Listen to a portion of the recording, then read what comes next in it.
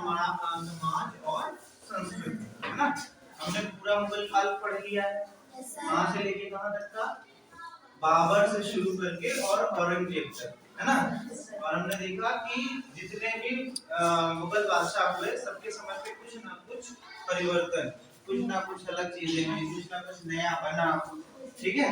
संस्कृति और समाज में बहुत सारे चेंज भी है, बहुत सारे परिवर्तन हुए। अब हमें पूरे इस पार्ट में पूरा यही पढ़ना है कि उस समय समाज और संस्कृति में आखिर क्या क्या बदलाव आया, समाज किस तरीके से विभाजित था, ठीक है, किस तरह की संस्कृति उस समय चल रही थी, ठीक है। तो अगर हम देखें, मैंने यहाँ पर देखो एक इसके पिरामिड के माध्यम से आपको दिखाया है इस सामाजिक स्थिति। अगर हम समाज की बात करें तो उस समय समाज कितने भागों में विभक्त था, कैसे अलग अलग देखा जाता था। तो सबसे ऊपर कौन था, सम्राट और उसका परिवार, है ना, यही सर्वोपरि था। और ये हम जान रहे हैं ये तो शुरुआत से ही होता आया है, ठीक है। तो सबसे ऊपर कौन होता है, राजा, ठीक है। तो मुगल काल में भी यही था कि सम्राट और उसका परिवार सबसे उच्च था, सबसे सर्वोच्च था, सर्वोपरि था, ठीक है।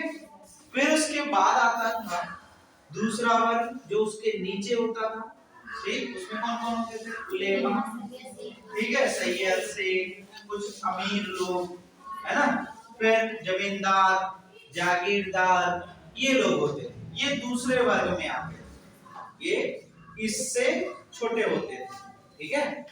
ये उलेमा कौन होते हैं,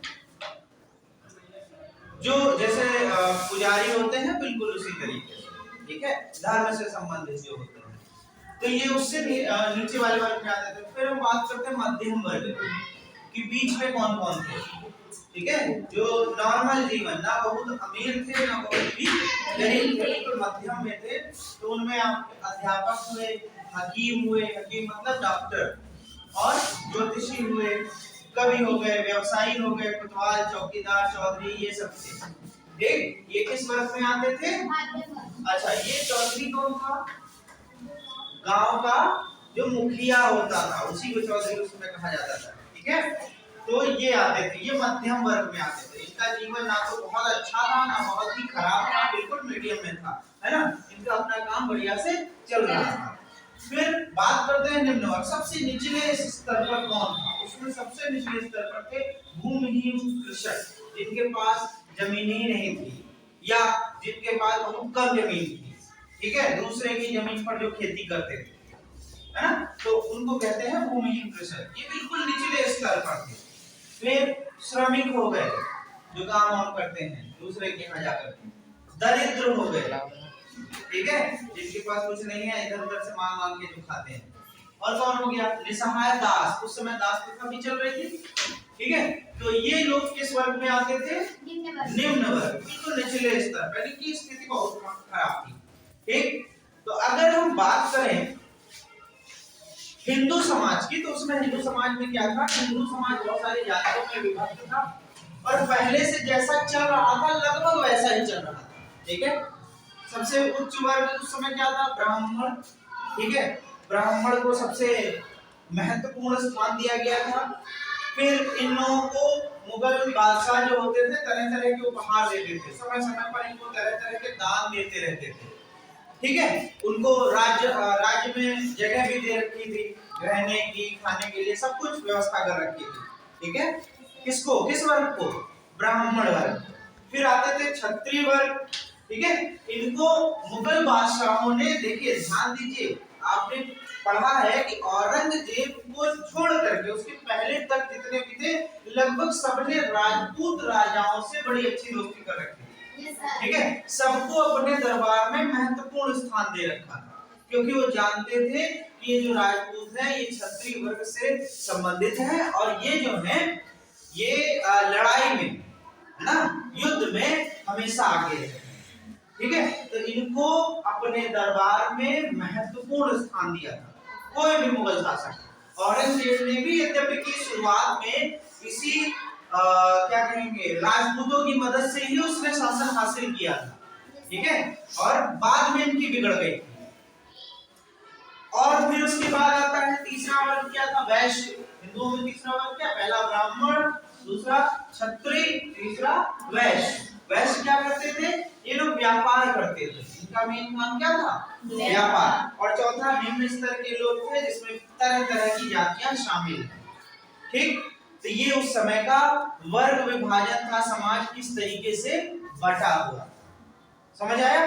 उच्च वर्ग था, फिर उसके बाद दूसरा वर्ग जो कि बहुत अमीर था लेकिन राजा से थोड़ा नीचे थे, फिर उसके बाद मध्यम वर्ग में काफी लोग आते थे, इनका जीवन ना बहुत अच्छा था ना बहुत खराब था, मीडियम में था, और लास्ट में आते हैं निम्न वर्ग जो बहुत ही दयनीय स्थिति में थे।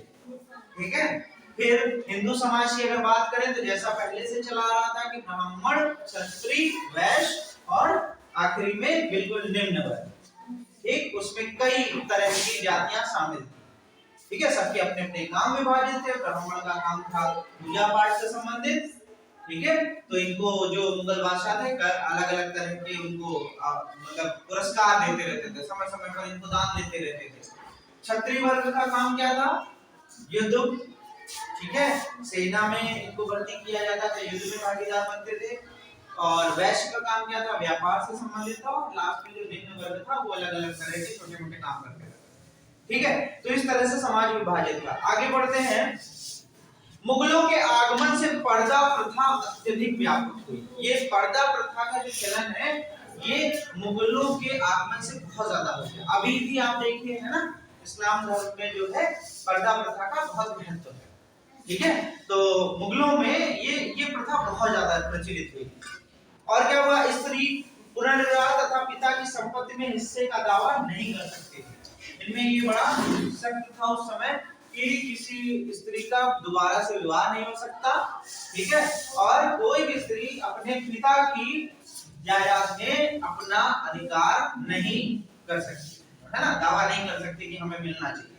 ठीक है, और क्या था? मुगल काल में जहां शासक वर्ग शानो शौकत के साथ जीवन व्यतीत करते थे, वहीं दूसरी ओर किसान, दस्तकार, श्रमिक ये अत्यंत गरीबी में अपना जीवन यापन करते थे।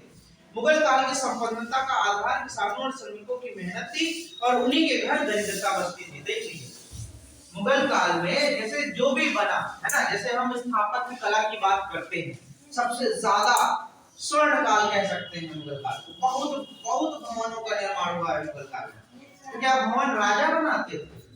कौन बनाता था? यही कारीगर, यही श्रमिक, है ना, सब कुछ इन्हीं की देन थी, इन्हीं से सब चल रहा था। खेती हो रही थी, उससे भी जो कर वसूला जा रहा था सब इन्हीं की देन थी। लेकिन सबसे ज्यादा अगर कोई गरीब था या सबसे ज्यादा स्थिति अगर किसी की खराब थी तो वो यही श्रमिक वर्ग था, यही दास थे, यही किसान थे। ठीक है, तो वही लिखा हुआ है कि अगर देखा जाए तो संपन्नता के लिए जो सबसे ज्यादा जिम्मेदार था मुगल काल में, जो भी इन्होंने इतना कुछ करवाया, उनमें सबसे ज्यादा मेहनत किसकी थी? निम्न वर्ग की। और वही सबसे ज्यादा क्या थे? गरीब। ठीक है, तो ये इस समय की सामाजिक और धार्मिक स्थिति। ठीक है, तो इतना समझ में आ गया।